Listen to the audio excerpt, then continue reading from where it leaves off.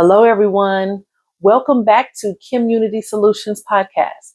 I am your host, Kim the SME, and here our main goal is to empower employees and encourage the employers and entrepreneurs to improve their workplace relationships and environments. We are really trying to put the human back into relations. Today, our topic is karma. I want to know, do you believe in it? Is it real? I truly believe that karma gets us one step closer to unity. So let me go through the definition for you. I always start off with the definition. If you are new to this podcast, I welcome you, and I hope you enjoy what we'll be talking about today. So in the Oxford Dictionary, it defines karma as basically a practice in Hinduism and Buddhism. Those two religions, they basically believe that karma is the sum of a person's actions in this and previous states of existence. And it basically decides their fate in future existences. So I found that interesting. So in the religious aspect of it, it's not just about what comes back to you, but it's also about in your next life. Is basically what they're saying. The Merriam-Webster Dictionary defines it as a force generated by a person's actions that affects the events of one's life. So basically, whatever you do, whatever action you're taking is going to affect you later on in life. So when I dug farther into karma, I found this website and it's called Original Buddha. And basically what it states is that this concept of karma originated in the Indian religions, okay? And that it said that it compared karma across all other religions. And that the common thread of it is that it is the reaction created due to one's action. So it's basically a cause and effect, a reap what you sow type of environment. When I come on this podcast and when I'm speaking, I'm not saying that I know everything. What I am doing is I am researching and I'm sharing what I found with you. And then I tell you how I have applied it or have not applied it or what I believe or what I think about it. So after I found that website, I was curious and I wanted to dig further. So I went to old school encyclopedia, right? So I went to the Encyclopedia Britannica. And it breaks down karma into several aspects. And this was something very, very new to me. So it broke it down into causal law, the doctrine of karma, and then the law of karma. And so I'm going to go through that real quick for you. So the causal law talks about the good and bad. The good and bad actions determine your future modes of existence. So in these religions that I'm referring to, in these Indian religions, they believe that once you die, you come back as something else.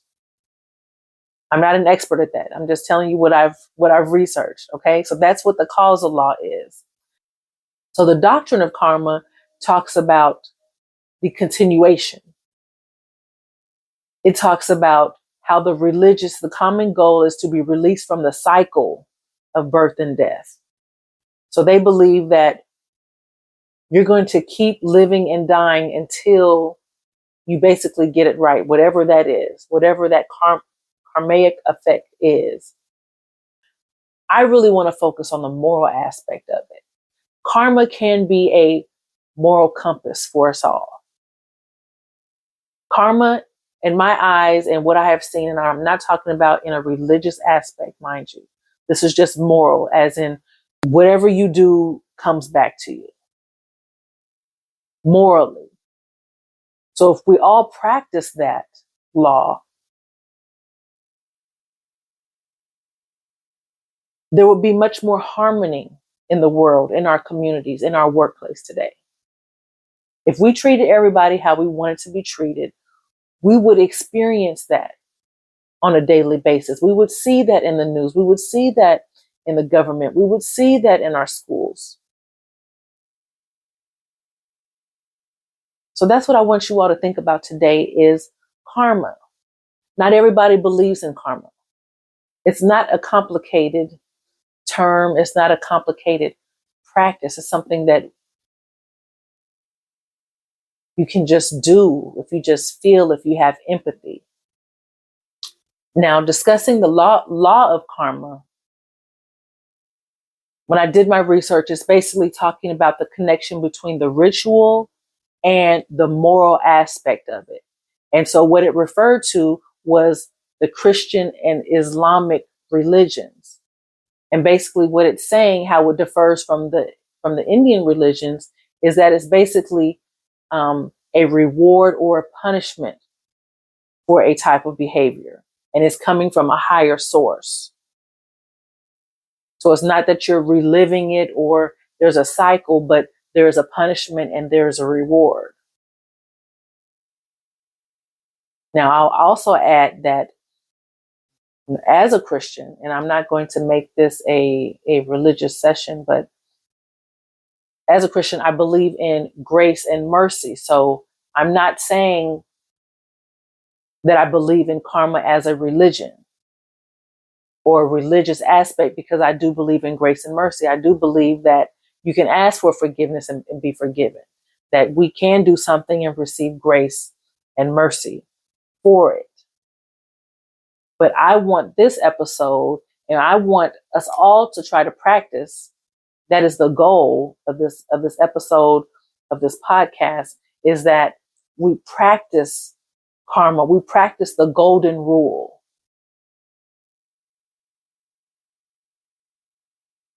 We want to treat people how we want to be treated. That is the beginning stages of harmony. That's what that element, karma is an element that we can use to create harmony.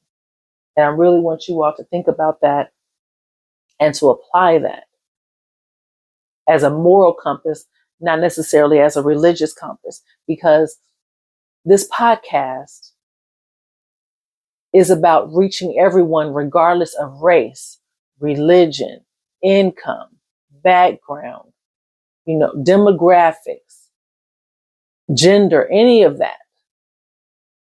This podcast is about coming together and finding our commonalities. What can we do to better the world? And karma is one of the elements of that solution. So now let's get into the moral aspect of it. So there are definitely plenty of benefits to practicing karma. It makes people think about their actions. So before I go out and do something, I'm thinking, okay, this could come back to me.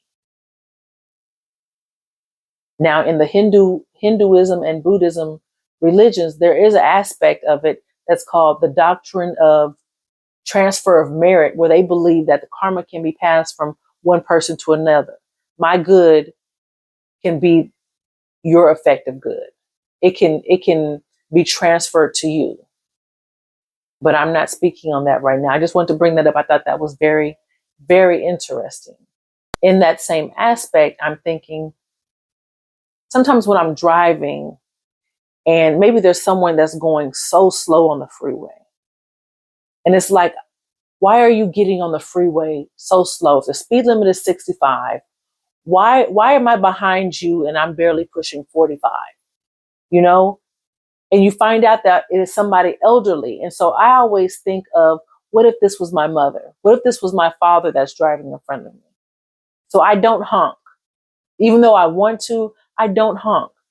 I don't want to scare them. I don't want to cause them to go into a panic or veer off the road.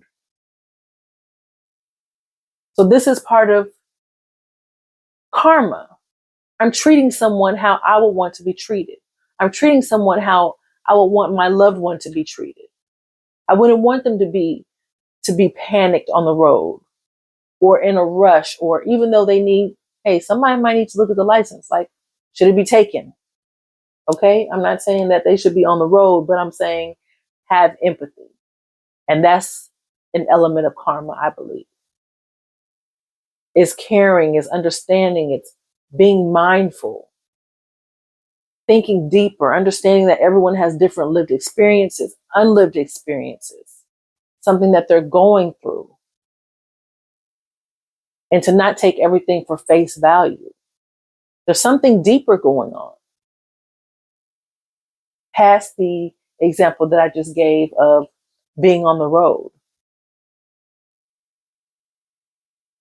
Another benefit that we could all appreciate by treating everyone and applying karma, the element of karma is community. So just like I said about the person driving the car, like that's in my neighborhood. That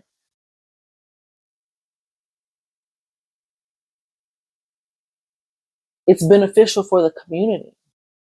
Seeing someone that needs clothes or needs shoes or a lost child and not just pass by them. What would you want done if you were in that situation or your loved one was in that situation? That's lending a helping hand. Who doesn't need that? Wouldn't you want that?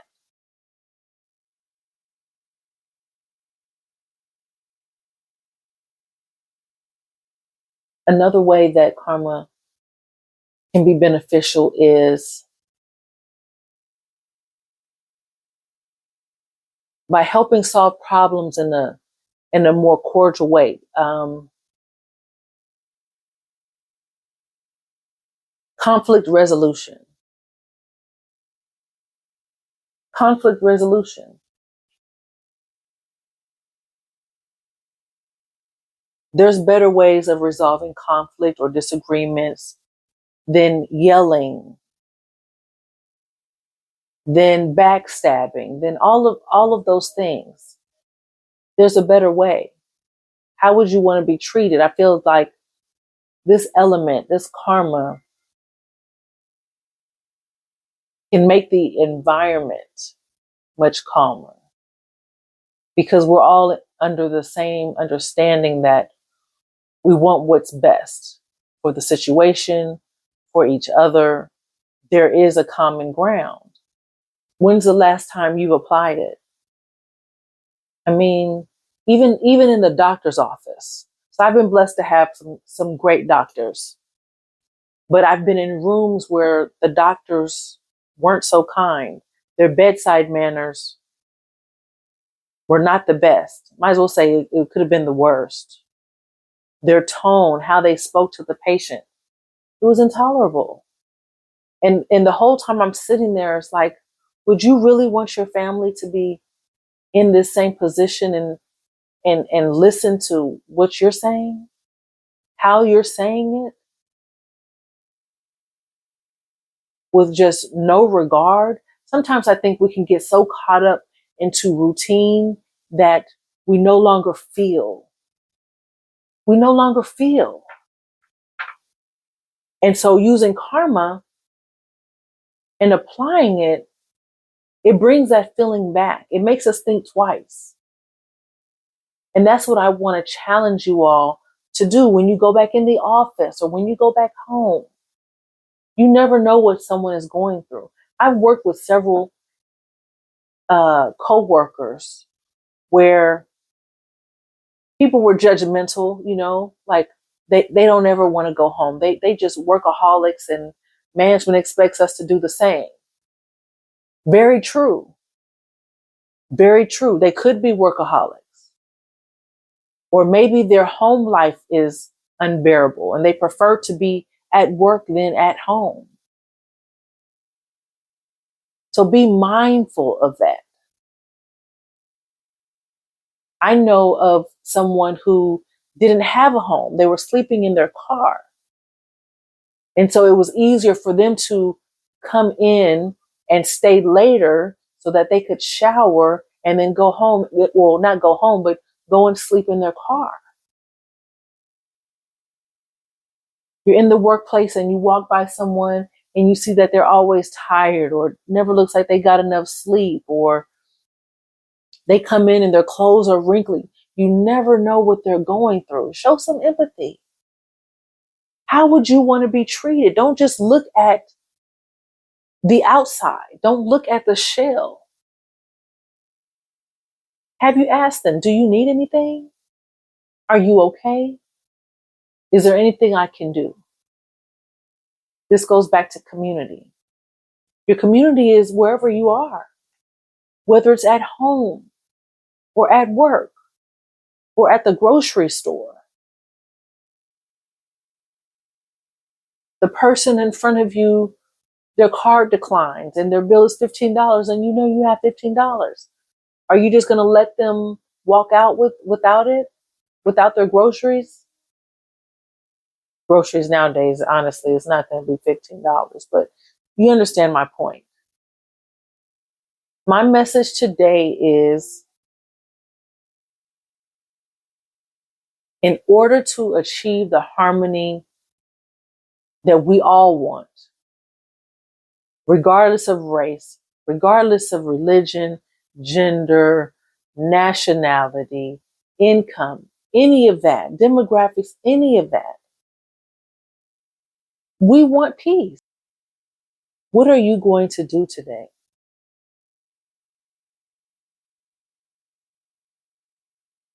By practicing karma, it creates a more peaceful, a more generous. When you're practicing and when it's on your mind, you're doing more positive. You're being more generous with your money or your time or your services. You're looking out for your neighbor because you're putting yourself in that position, or you're putting your loved one in that position. And that is all that I wanted to bring to you all today. All that's going on in the world. And here's another thing. Before I conclude this episode, the laws that are being passed, what's going on around the world, what's going on right here.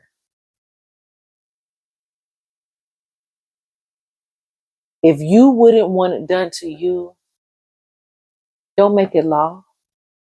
Don't pass these policies. It's not a solution. A real solution has souls in mind. And that's why this podcast is called KimUnity Soulutions, because real solutions have souls in mind. So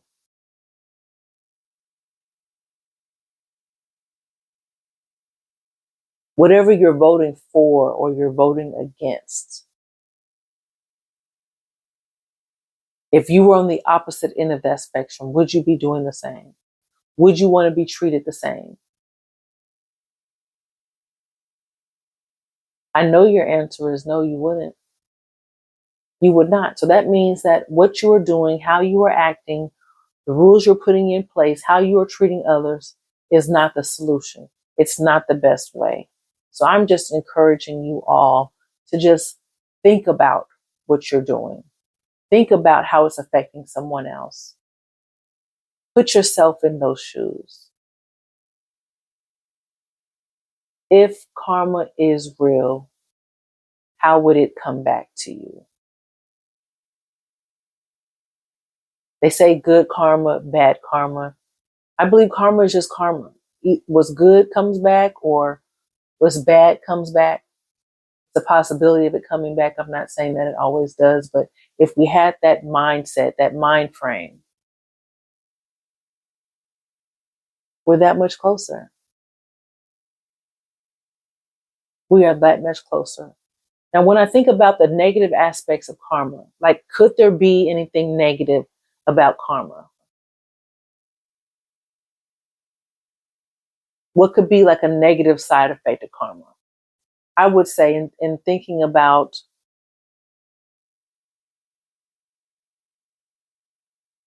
the government and laws and how people vote, I would say Maybe some people believe that the struggles people are going through are deserved. That's the opposite end of it, right? Like, I'm not going to help them because they must have done something to be put in that position.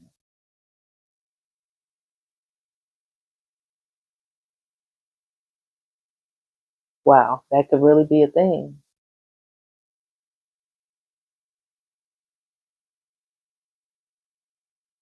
That definitely, I can see that being a thing. Is that, no, I'm going to let you suffer because you have probably done something to deserve that. But here's the thing, we don't know that. We don't know that. There's people that have approached me, let's say in the parking lot, and they have a baby, and they have the baby in the who I haven't had one in so long. I can't think. Well, they're pushing them in the stroller. There we go. They push them in the stroller, and they're asking, and the parent is, they're asking for money, and then I'm thinking, like, is this drug related? Are you on something? If I give you this money, what are you going to use it for? So I can actually say that I'm kind of guilty of that, because not necessarily that they're deserving, but what are they going to use it for? We don't know. But what I have offered is not money, but I will offer food. I was in Walgreens maybe a month or two ago, and someone came in, and he came in after I did. And he came in and he asked, I was in one aisle. He came back to me and asked, I'm really sick and I can't afford the medication. Do you think you could help me pay for the medication? I was like, absolutely. I was like, about how much is it? They were like, about $15. Absolutely, I can. Because if I was in that position, I remember having to go to work and my kids were sick, or I was sick, or I didn't have sick days to use. And some employers, they don't care. They want you in the office regardless. They don't care if it spreads around. They don't care.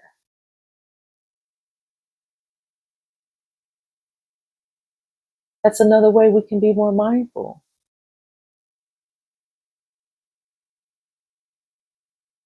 I will close out today by just saying that there's simple things, there's practical and unifying solutions that we can apply day to day, whether it's in our home, in our workplace, or just in our general surroundings. How are you making today better? How are you making your community better? How are you making your workplace better? When you go into work tomorrow or the next day, as an employee or as an employer, what grace are you extending?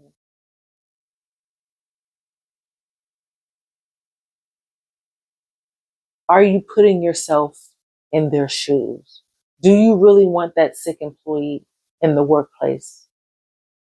Because if you're really worried about productivity, you will let them stay home and heal. You wouldn't want them to infect or impact 5 or 6 other people, because your productivity is all the way down, especially if you're always worried about the bottom line, the bottom line, the bottom line.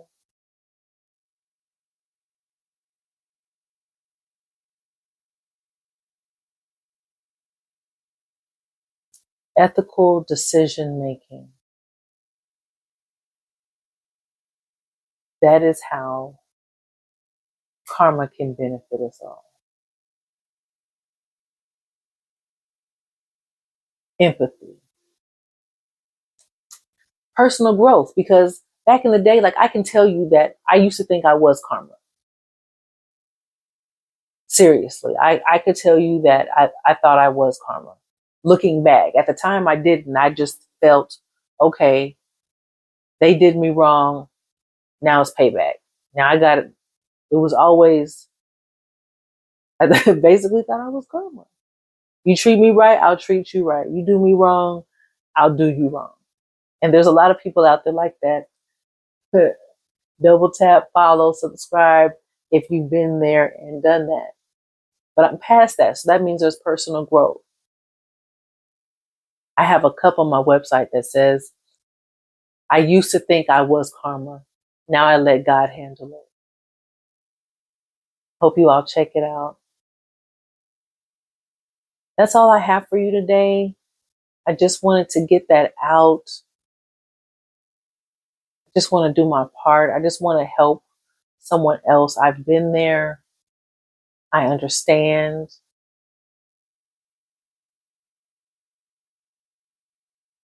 And I'm all about solutions with souls in mind. I am your host, Kim the SME. I hope you have a wonderful, wonderful week, wonderful day, a wonderful evening, a wonderful future. Until next time, y'all have a good one. Be blessed.